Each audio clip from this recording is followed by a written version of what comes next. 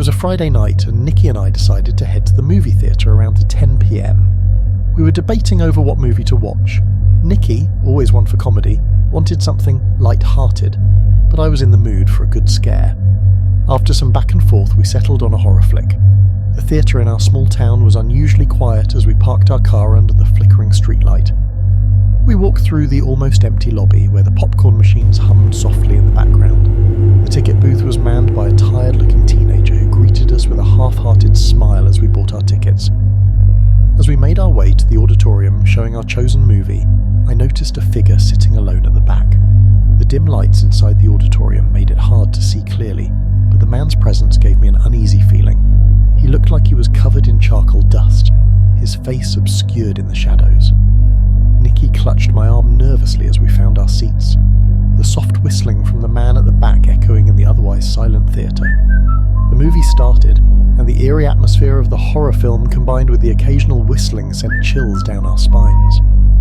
Nikki buried her face in my shoulder whenever the tension mounted on screen. By the time the movie ended, the man had disappeared without a trace. We hadn't seen him leave, and the sudden emptiness of the theatre felt unnerving. We hurried out, eager to leave the unsettling atmosphere behind. Arriving back home, we were met with a disturbing sight.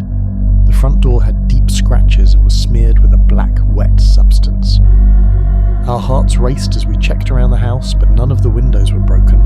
How had someone gotten in? Inside, we locked every door and window, feeling vulnerable and scared. We called the police, but while we waited for them to arrive, we discovered that our front door camera had mysteriously been turned off. There was no way to know if someone had been lurking outside. When the police came, they searched the area thoroughly, but found no signs of the mysterious man or anyone else. Strangely, the black substance on the door had disappeared by the time they arrived. They promised to investigate further, but we couldn't shake off the feeling of unease. That night, Nikki and I both had the same unsettling dream. We were back in the theatre, and the whistling man from earlier was there, holding a flickering matchstick that cast eerie shadows on the walls. The next day, we tried to distract ourselves by visiting friends, but when we told them our story, they looked at us skeptically. It was hard to blame them. Our tale sounded like something out of a scary movie itself. Upon returning home later that day, we noticed a commotion next door. A fire truck was parked outside our neighbour's house, smoke billowing from the windows.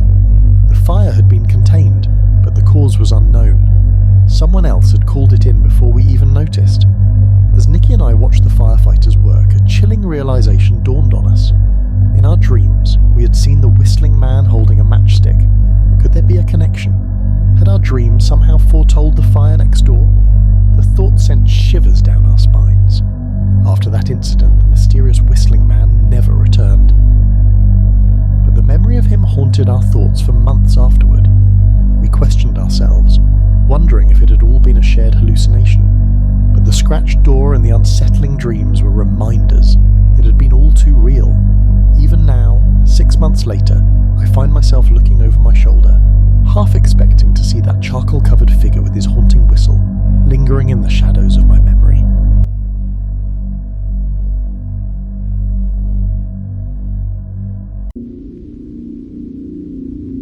Our plan for the evening was simple. Grab some dinner and then hit up the old movie theatre in town. It had been around forever, a bit run down but charming in its own way. The staff was always friendly, even if the place hadn't seen a renovation in decades. That night it was me, Mike, along with my friends Laurel, Angie and Steve. Angie and Steve had never been to this theatre before, so it was a new experience for them. We decided to watch the latest action movie that everyone was talking about. We got our tickets and made our way to Theatre 3. The hallway leading to it was dimly lit with old movie posters lining the walls. The theatre itself was almost empty, which was kind of nice. We picked seats somewhere in the middle and settled in. About halfway through the movie, Angie leaned over and whispered that she needed to go to the bathroom. I nodded, and she slipped out quietly. The movie kept rolling, but after a while, I realised Angie hadn't come back.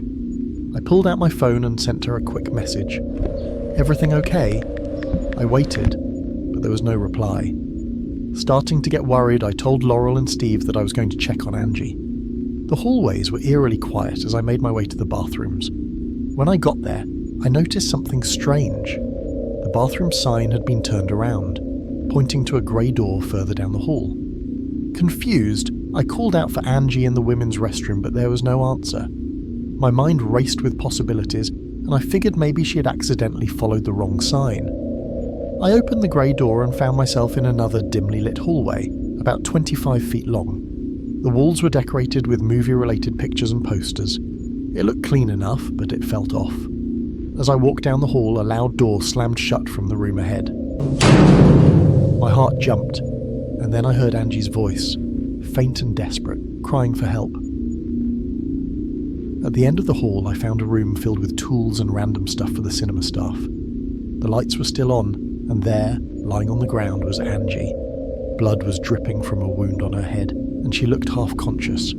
I rushed to her side, and she managed to explain in a shaky voice that a man wearing a clown mask had attacked her with a baseball bat.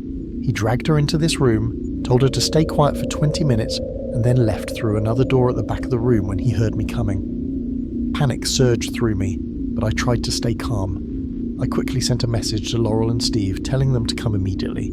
They arrived in a hurry, and we knew we had to get Angie to a hospital. Laurel helped her up, and they headed out to the car. Meanwhile, Steve and I decided we needed to figure out where this clown had gone.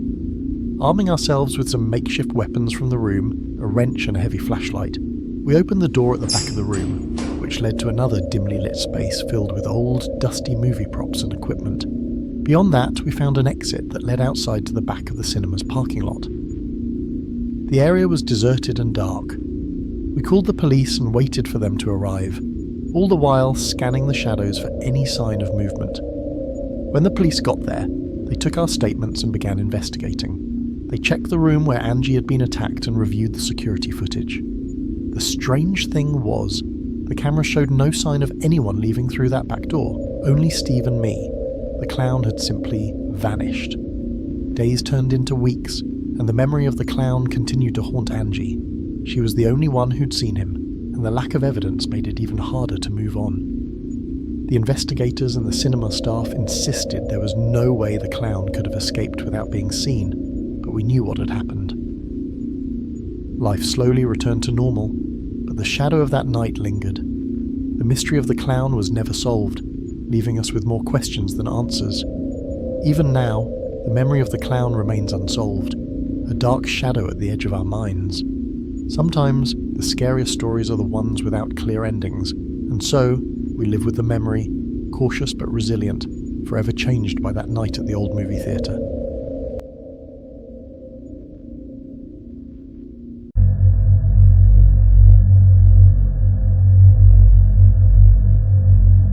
It was one of those bitter winter nights that chilled you to the bone.